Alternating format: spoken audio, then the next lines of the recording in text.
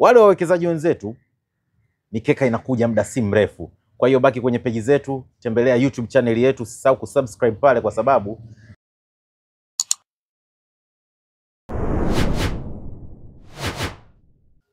yes, ni Jumatatu nyingine tulivu. Ni kukaribisha mpenzi mtazamaji wa Dimba la Michezo. Siku mbili nyuma alitupa pesa, lakini jana kwenye ile ngumu kumeza na ile ya kawaida rahisi, zote zilikupa kifo cha kawaida kwa mechi moja moja. Huku Chelsea mapema sana alimkataa, lakini huku Atalanta mapema sana naye alimkataa. Martin Mwakiposa, habari ya leo? Safi, za kwako? Unaendeleaje? Namshukuru Mwenyezi Mungu. Nikupe hongera kwa kutupa pesa, lakini nikupe pole pia kwa kutuchomea pesa zetu.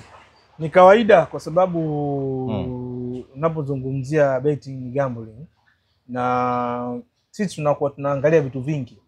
Tunaangalia vitu vingi kwa maana ya kuweza kusema nani anashinda, nani anajiji, nani ana chance, team away to score au team home to score. Kuna vitu vingi huwa tunatizama. Lakini inapotokea inakuwa imetokea. Ndio inakuwa imetokea. Kwa mfano kama game ya Chelsea tulimpa sisi ashinde.